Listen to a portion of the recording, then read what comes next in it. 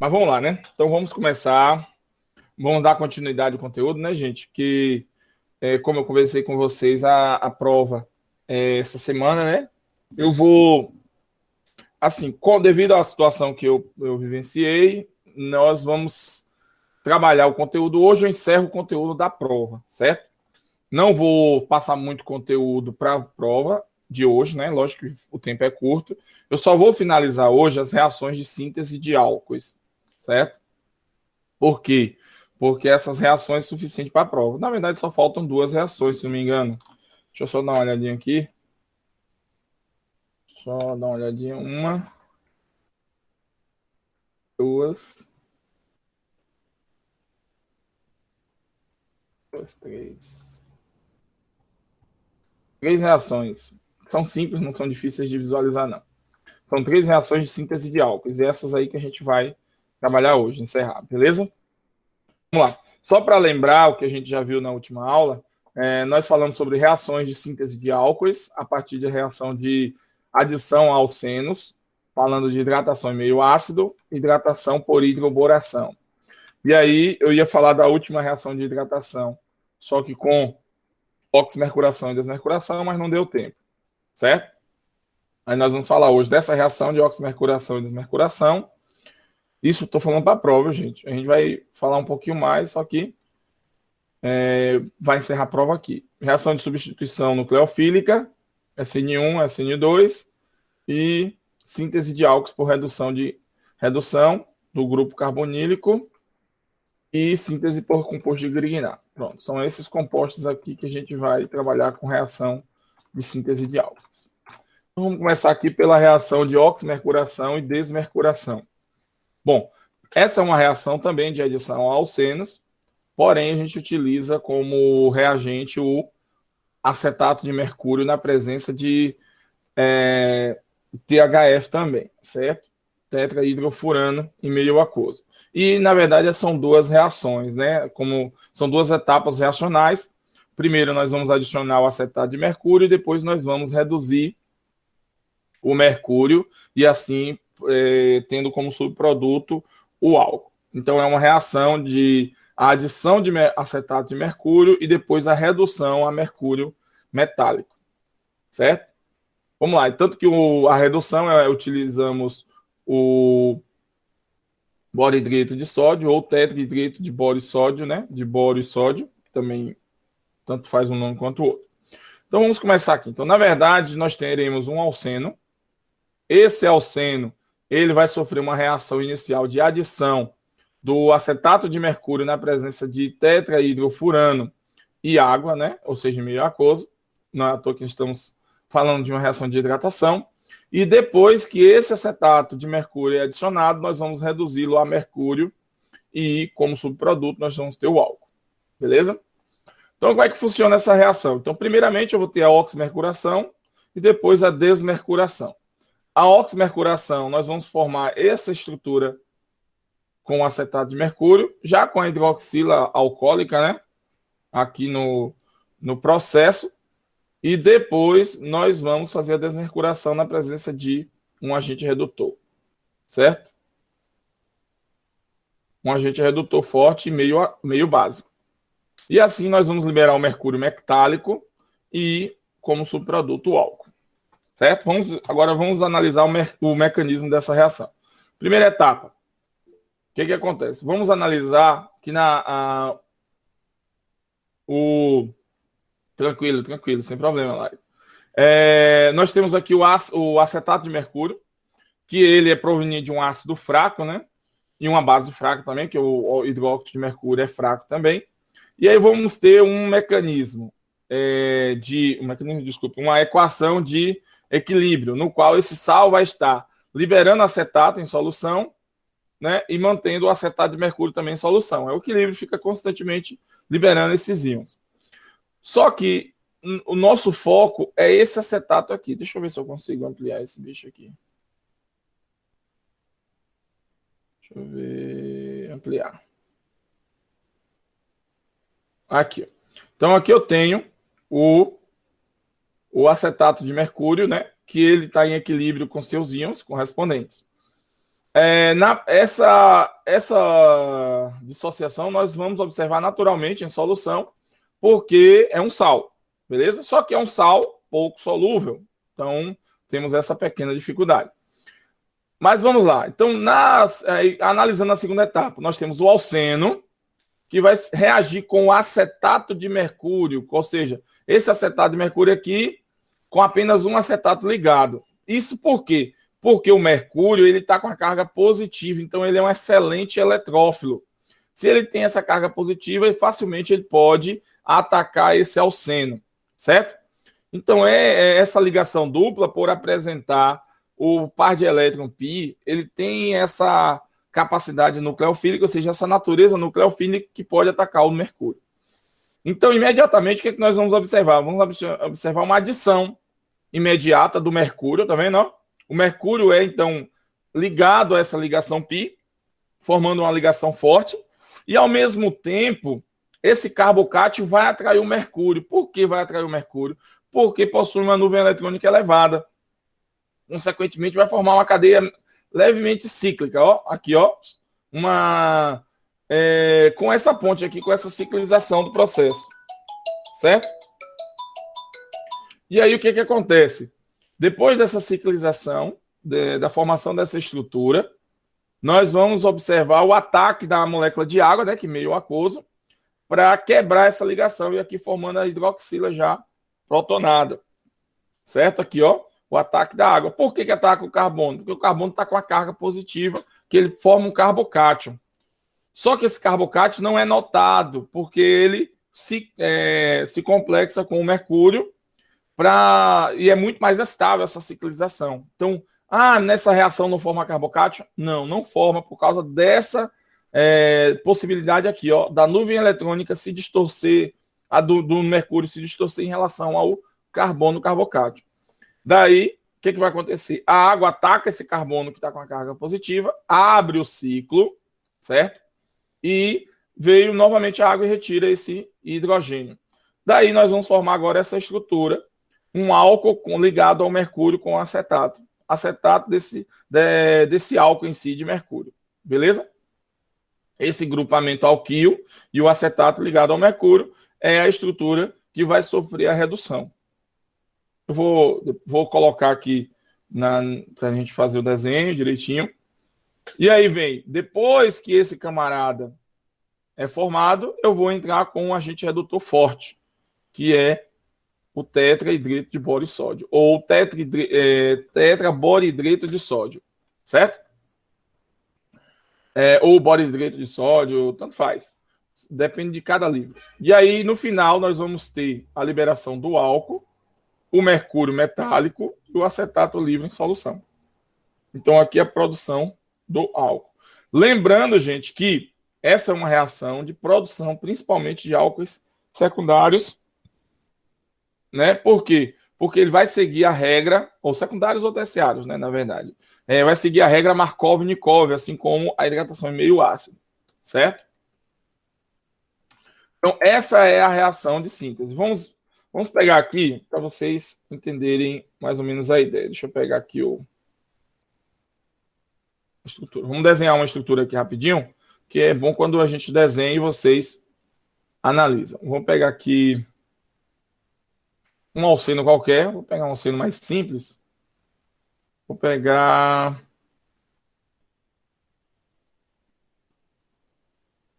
esse alceno aqui.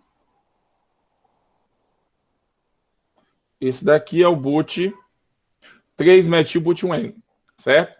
Ele vai reagir, então, com a estrutura do acetato de mercúrio,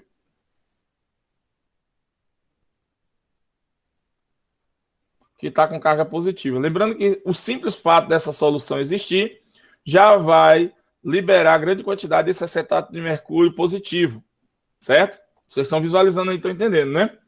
Aí essa carga positiva, deixa eu mudar de cor aqui. O que vai acontecer? A carga positiva ela vai ser percebida pela ligação dupla. Daí o que nós vamos ter? Um ataque nucleofílico. Ao mesmo tempo, existe uma nuvem eletrônica no mercúrio, que vai, ó, vai atrair o carbono que ficaria positivo, segundo a regra Markov-Nikov. E no final dessa situação, o que é que nós vamos ter? Nós vamos ter uma cadeia levemente ciclizada em relação ao mercúrio. Nós vamos ter aqui o mercúrio, a ligação com o carbono e essa ciclização aqui estabilizando o carbocátio.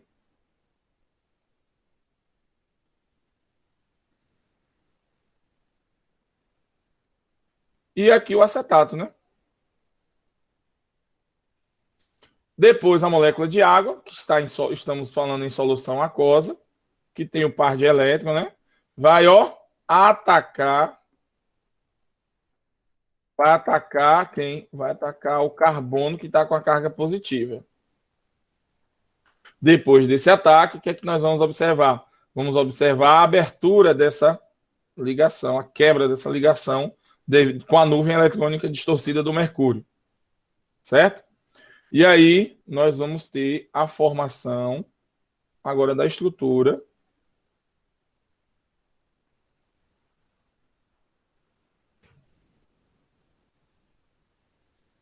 com uma água protonada,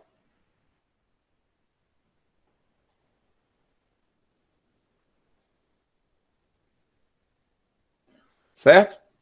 Outra molécula de água que também está em solução vai desprotonar esse hidrogênio.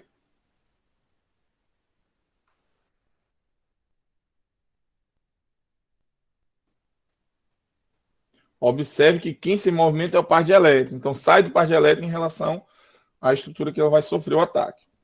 Depois, nós vamos observar o que aqui agora? Formação final da estrutura que vai sofrer a redução.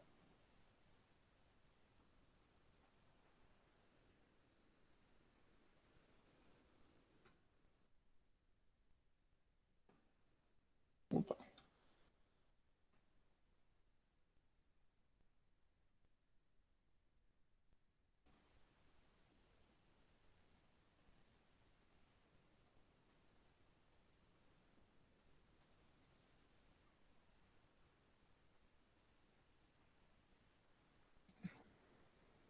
Mais hidrônio aqui. Somos produto hidrônio, meio ácido, certo? Observe que aqui o que é que nós temos de importante nessa reação. Primeiro, não sofre rearranjo. Por quê? Porque o carbocátio não está disponível, certo? Não há formação.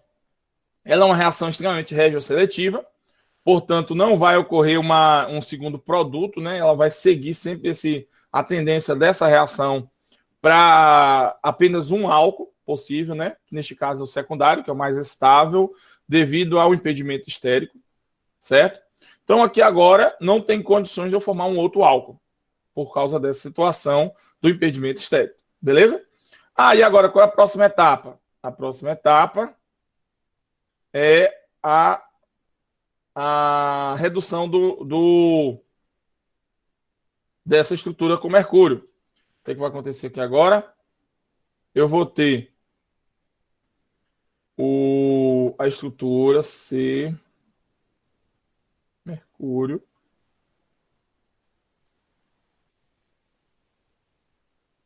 H2, aqui, o hidroxila,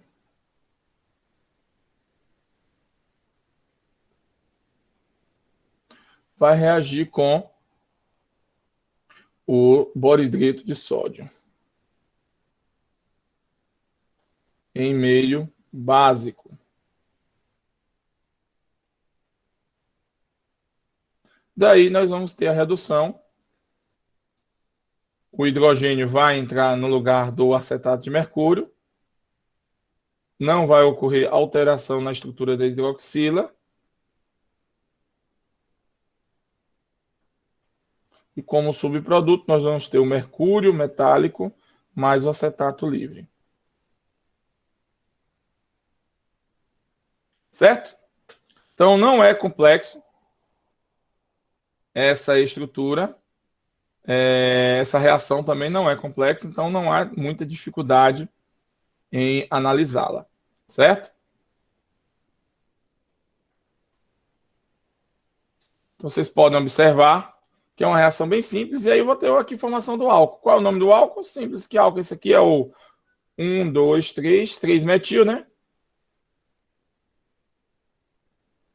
3 metil, butan, 2 ol. Pronto, simples assim. Ok?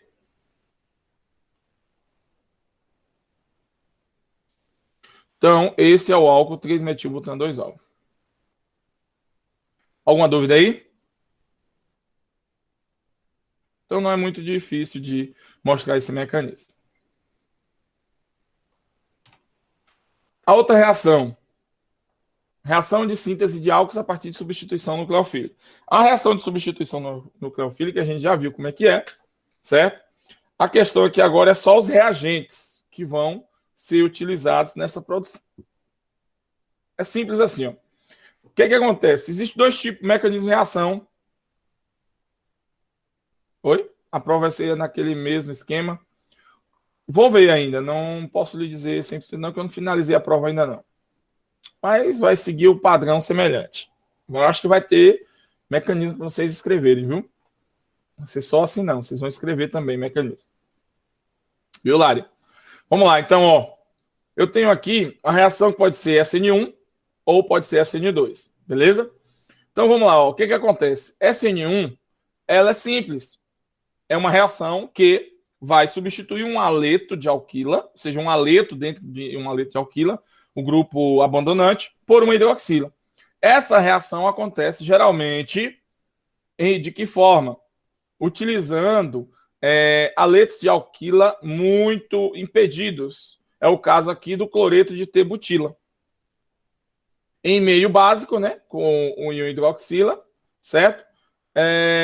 Pode ser um meio básico, vai formar assim essa hidroxila vai substituir o cloro e formar um álcool terciário, certo? Olhe bem, neste caso aqui a reação vai depender da velocidade tanto do nucleófilo quanto do substrato, porque é uma reação do tipo SN1.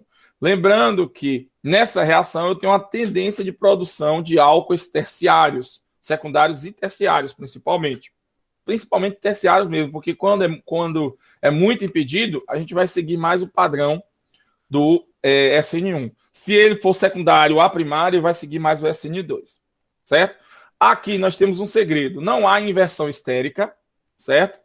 Nessa reação vai formar um carbocátion e sempre vamos tender a formar uma mistura racêmica. E a velocidade da reação vai depender tanto do substrato quanto do... desculpa. Aqui vai depender única e exclusivamente do substrato, porque é uma reação do tipo SN1. Então, por quê? Porque a primeira etapa é a perda desse cloro. Então, a perda desse cloro aqui, ele depende apenas do substrato e não do meu nucleófilo, certo? Então, o cloro ele vai sair conforme o desejo do substrato, certo? Então, é um mecanismo bem simples, né? A gente pode colocar aqui, por exemplo, nós vamos ter, vou pegar o próprio T-butila ali mesmo.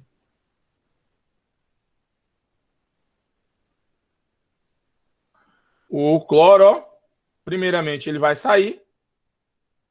Depois que o cloro sai, nós vamos ter a formação do carbocátion.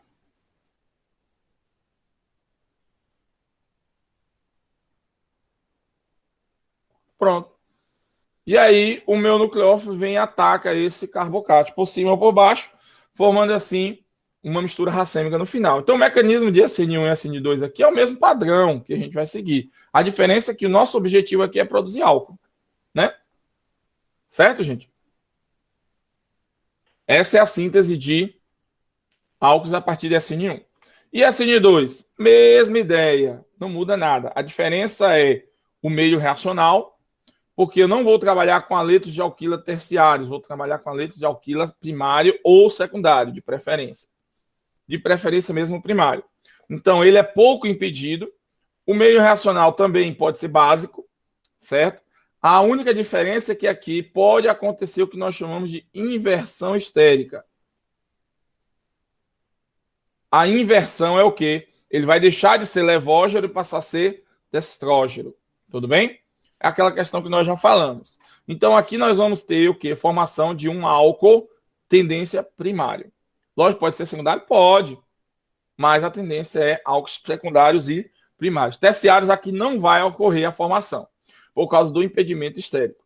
Então, aqui no caso, ó, esse grupo metil e o cloro, vai acontecer o ataque por trás da estrutura, ó, e acontecer de maneira simultânea. E aí, o cloro cai fora, certo? E no final a gente tem o álcool em si.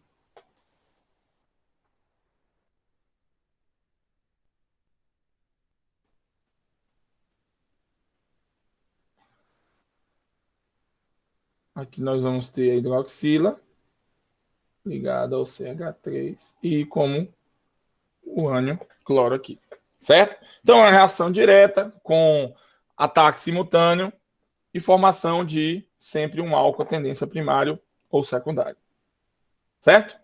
Então não é uma reação muito complexa também.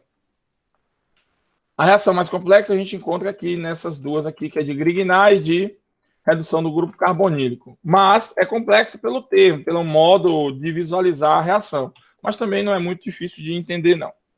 Certo? Aqui, ó. Reação de redução do grupo carbonílico. Essa reação de redução é aquela ideia. Todo álcool primário ele forma um ácido carboxílico. Todo álcool secundário vai se transformar em uma cetona. Certo? Na verdade, o álcool primário ele vira um aldeído, desse aldeído se oxida um ácido carboxílico. Então, o inverso também pode acontecer. Um ácido carboxílico sofreu uma redução para virar aldeído e o aldeído virar um álcool. Mas, principalmente o grupo carbonílico de cetonas, aí a gente vai ter uma tendência de formar somente álcools secundários. Certo? Porque o álcool terciário ele não sofre, ele já está no estado de oxidação mais avançado. O que acontece aqui agora? Como é que funciona essa reação? É muito simples, só que a gente utiliza um agente oxidante forte, que nesse caso é o tetrahidreto de alumínio e lítio. Esse composto aqui é o reagente redutor mais forte, muito forte também, na verdade, né? Assim como o tetraborohidreto de sódio. Os dois são muito fortes, agentes redutores muito fortes. Então, são doadores de hidreto. Rapidamente, o que é que nós vamos observar aqui? Nós vamos observar a adição desse hidreto ao grupo carbonílico. Abre-se a ligação. Nós vamos ter aqui, então, essa estrutura que rapidamente é protonada pela água e assim vira álcool. Então, ó, o entendimento em si não é difícil. O mecanismo também não é difícil de visualizar. Então, ó, nós vamos ter o hidreto, que ele vai atacar o grupo carbonílico por trás, vai liberar a ligação π do oxigênio, ó, libera a ligação π do oxigênio, forma uma estrutura de um álcool desprotonado, como é meio aquoso, a água vem e protona, certo? E aí no final nós vamos ter o álcool secundário. Se a gente fosse seguir um padrão aqui, vamos pegar um álcool qualquer.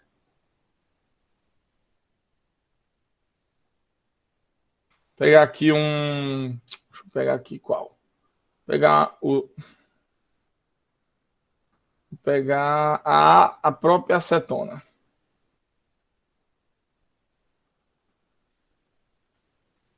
Vai reagir com LiAlH4, sem meio básico, aquoso.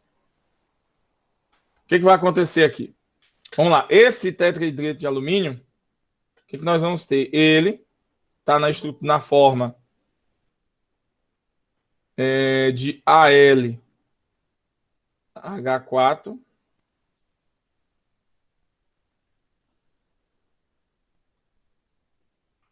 E tem uma carga negativa. Certo? Essa carga negativa é devido ao hidreto. Ah, qual é o hidrogênio? Não sei. Qualquer hidrogênio desse pode ser o negativo. O que acontece? Ó, rapidamente, Não é o hidrogênio que vai atacar, viu, gente? É a ligação do hidrogênio com o alumínio. Rapidamente ataca o carbono por trás. Essa ligação se abre, que é a ligação π, certo? E daí nós vamos ter o quê? A estrutura do CH3 com o oxigênio. Fica por aqui o hidrogênio. Mais aí o AlH3. Certo? Rapidamente. Aqui não me interessa, que é subproduto, né? E aí a gente tem o quê? Depois de observar essa estrutura, nós vamos ter aqui agora a protonação do oxigênio ali da hidroxila.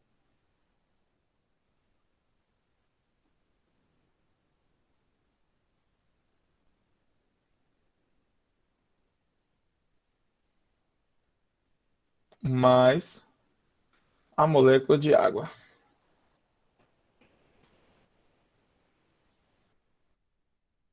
Então, ó, não pode mudar de cor. Rapidamente, ó, ataca o hidrogênio, libera a ligação, e aí nós vamos ter a formação do álcool.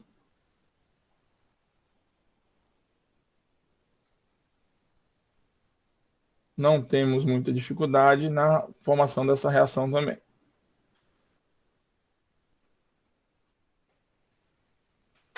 Certo? Então aqui eu vou ter a formação desse álcool. Que álcool é esse aqui?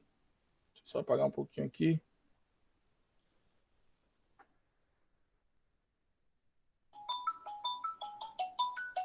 Certo? Formação desse álcool aqui. Vamos lá, então, ó. Depois que a gente forma o álcool, tá tudo resolvido, beleza? Então é uma reação simples também, não é complexa essa reação de redução do grupamento carbonílico. A outra reação é a reação com composto de Grignard. Gente, esse composto de Grignard ele é muito importante, que ele é precursor de várias reações orgânicas. É bom a gente entender como é que ele funciona, beleza? Vamos lá, o composto de Grignard, o que é o composto de Grignard? Na verdade, ele é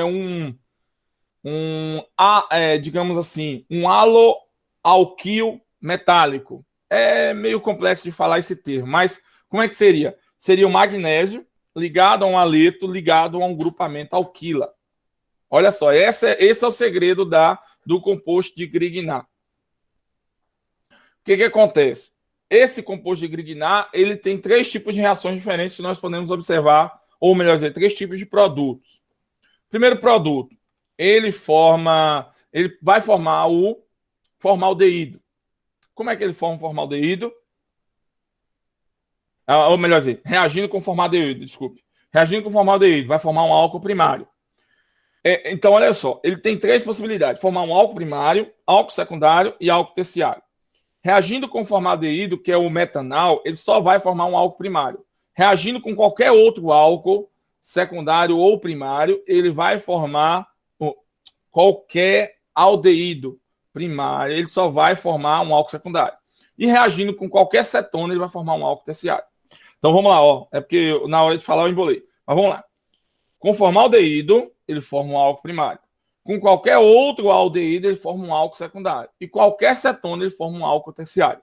Certo? Então são 3 reações diferentes que nós vamos observar com o composto de Grignard. Então, olha só, como é que funciona o composto de Grignard? Eu tenho aqui uma estrutura que é esse alquil ou aleto alquila metálico. Eu tenho aqui o bromo e aqui eu tenho um grupamento alquil. E no meio deles eu tenho o mercúrio. Certo? Vai reagir aqui, no caso está mostrando uma reação com o formaldeído, formando assim um álcool primário. Vou mostrar essa reação aqui para vocês compreenderem melhor.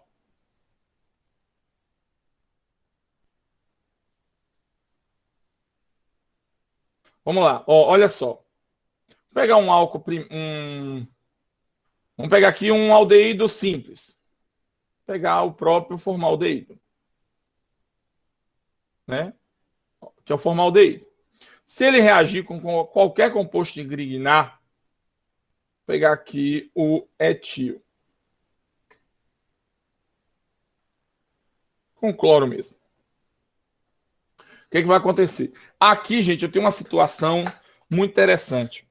Primeiramente, o magnésio, nós sabemos que ele é um metal, então ele sempre vai estar com a carga positiva.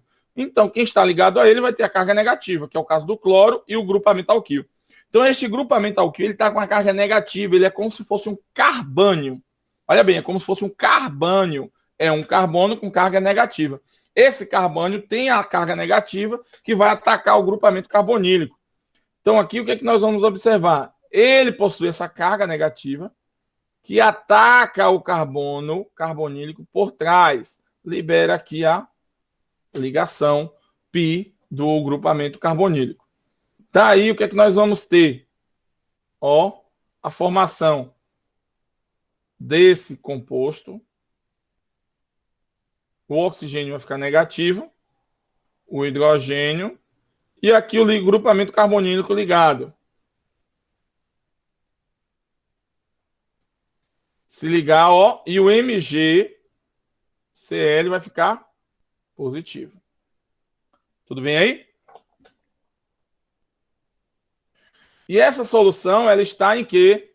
Em meio aquoso. Então, nós vamos ter aqui a molécula de água. Vai, ó, atacar o hidrogênio e a carga liberada. Daí nós vamos ter o quê? A estrutura agora do álcool final.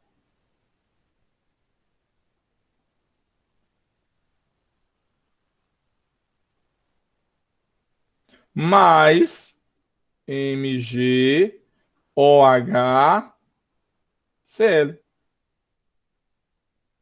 Prontinho. Então, o composto de Grignard sempre vai seguir este padrão.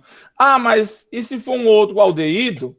Ele vai ter aqui um CH3. Vai deixar um exemplo, CH3, sei lá, qualquer coisa que tiver. Aí vai estar nessa região aqui. Então, vai só ser um álcool primário. Se for uma acetona, vai ter carbono dos dois lados. Vai virar o quê? Um álcool terciário. Observe que a estrutura vai seguir o mesmo padrão em todos. Então, só vai mudar esse hidrogênio e esse, que é proveniente do meu substrato. Então, se esse R aqui, vai depender do substrato. Se ele tiver carbonos, vai ser aqui um álcool terciário. Se tiver só um, vai ser um álcool secundário. E o único que forma álcool primário é o formaldeído. Beleza, gente? Essa reação de Grignard, ela é conhecida como alongamento da cadeia, né, a alquila, porque ela vai acrescentar mais carbono na cadeia. Então, vai tornar a cadeia mais longa. Lógico que você pode colocar aí, por exemplo, um álcool gigante, ou uma cadeia gigante aí de quantos carbonos você quiser na estrutura, dependendo de como você começou essa reação para formar o composto de Grignard. E aí você vai ter uma cadeia muito mais longa do que esses simples 2 carbonos que eu coloquei aqui. Poderia ter 10 carbonos lá no composto de Grignard, que ele também seria acrescentado. Beleza? Então, ó, é uma reação também que não é complexa. Mas aí vem um detalhe. O composto de Grignard, ele tem várias possibilidades, tudo bem? No nosso caso aqui, a gente vai se atentar apenas à possibilidade de formação de álcoois. Olha só, o composto de Grignard, se ele reagir com formaldeído, ele forma um álcool primário. Se ele reagir com qualquer outro aldeído, ele vai formar um álcool secundário. Com uma cetona, forma um álcool terciário. Se ele reagir com um cloreto de acila na presença de um composto de Grignard, ele vai formar uma cetona. Observe, ó, eu posso pegar a partir dessa estrutura, formar o meu álcool, lembrando que ele pode formar cetona aqui. Se ele reagir com éster, ele vai formar também um álcool terciário. Ó, só possibilidades. Se o composto de Grignard reagir com uma amina substituída, amina terciária, vai formar o quê? Um aldeído. Se ele reagir com metilamina, ou seja, uma amina alcoólica, né? Uma hidrina, o que vai acontecer? Ele vai reagir uma hidroxilamina, desculpe, uma hidroxilamina, ele vai formar o quê? Uma cetona. Se ele reagir com o gás carbônico, vai formar o ácido carboxílico, que pode ser reduzido a um álcool. Se ele reagir com uma cetona insaturada, forma o álcool da mesma forma. Se ele reagir com uma cetona na presença de cobre 1, ele também vira um álcool. Só que observe que esse álcool ele vai ser um álcool enólico, ou seja, na verdade vai ser um enol. Então não é um álcool como a gente conhece normalmente. Esse aqui é um enol, outra função orgânica, mas semelhante, tem a hidroxila. Então, esse composto de Grignard, ele pode ter várias possibilidades, certo? Mas nós vamos nos atentar principalmente para a formação de álcoois. Quer dizer o quê? Eu quero produzir um álcool a partir de um cloreto de acila. Então, primeiro ele tem que ser transformado em uma cetona. Dessa cetona reage com o composto de Grignard novamente para virar o álcool. Então, há estas pequenas possibilidades. Beleza? Então, aqui a gente tem que ter esse mapa da reação para a produção dos nossos álcools. Então, gente, e vem preparação de mesilatos, a gente vai ver depois. Tudo bem? Então, para a nossa prova, o que nós vamos ter na nossa prova? Deixa eu fechar aqui. A gente volta lá no início. Eu vou ter aqui, primeiramente, álcoois. Vou ter álcoois e éteres, na verdade, nomenclatura, características básicas, certo? Que a gente já viu. Síntese de álcoois. Deixa eu passar aqui mais. Aqui é só nomenclatura, viu, gente? Estou passando mais rápido um pouquinho. Aí, propriedades físicas dos álcoois e dos éteres, que a gente já viu, certo? Comportamento dos álcoois como ácidos, nós falamos também. Síntese de álcoois por hidratação de alcenos, tanto na hidratação em meio ácido, oximercuração, desmercuração e hidroporação. A síntese de álcoois por substituição nucleofílica, tanto SN1 quanto SN2. Síntese por redução do grupamento carbonílico, utilizando tetrahidreto de alumínio e lítio. E, por último, reação com composto de Grignard, certo? Então, esses conteúdos relacionados a álcoois e éteres. O outro conteúdo que nós também trabalhamos, e faz parte também dessa unidade, é aletos de alquila, que nós já falamos, certo?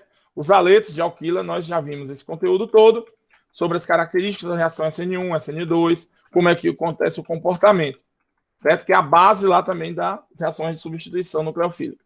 Então, pessoal, esse daqui, todo esse conteúdo é o que vai cair na nossa primeira avaliação, certo?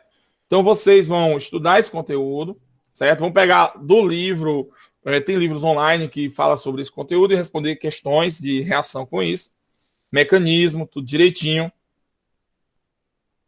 certo? Então, vocês vão seguir esses passos aí. Não coloca a prova difícil. Não é difícil, não. A gente vai começar ainda aí. Certo? Aí, pessoal, tem alguma dúvida em relação a isso? Era para a gente terminar logo esse conteúdo da semana passada, mas infelizmente, devido a toda a situação, não vai ser possível. Oi? O valor da avaliação, Luísa? Eu ainda não decidi ainda, vou ver como é que tá, mas no final, no total, ela está valendo 100 pontos, 100%.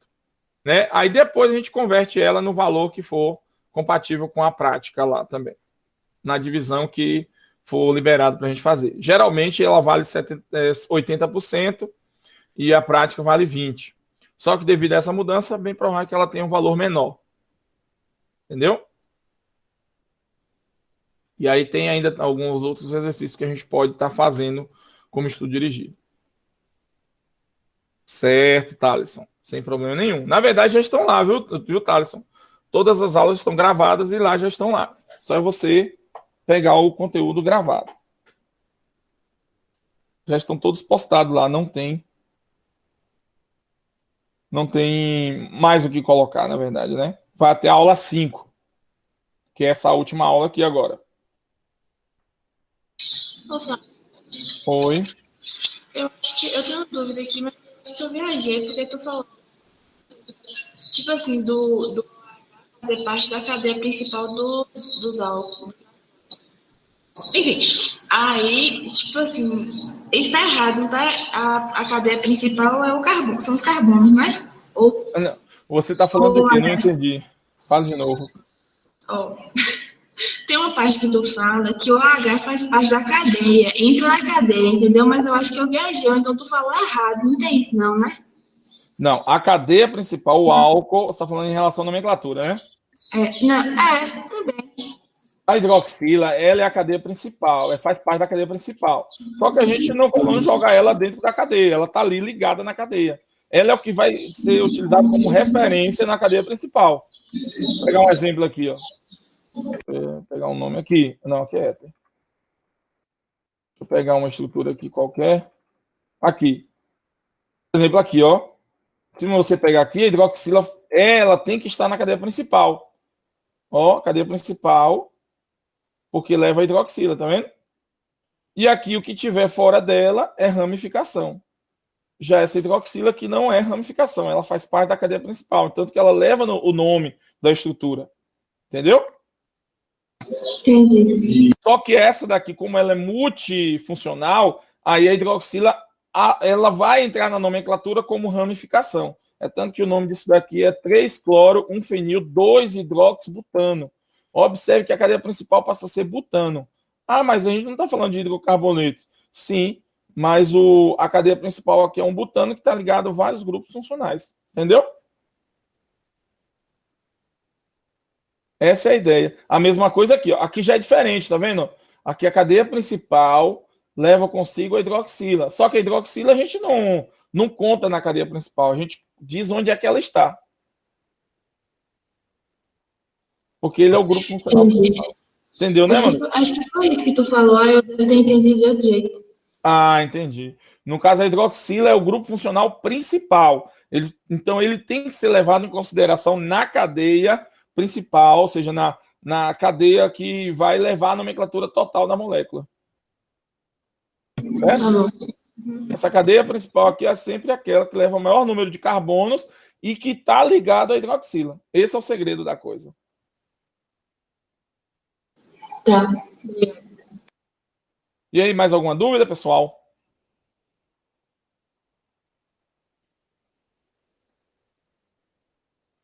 Oi. Então, esse é o conteúdo que a gente vai trabalhar nessa avaliação, certinho? Então, vocês vão pegar as aulas que já estão gravadas e vão assistir novamente, tirar dúvida, pegar um livro que tenha todo o conteúdo, certo? Olha só. Então, deixa eu só parar de gravar aqui já, porque já acabou, né, a aula em si. Então, ó,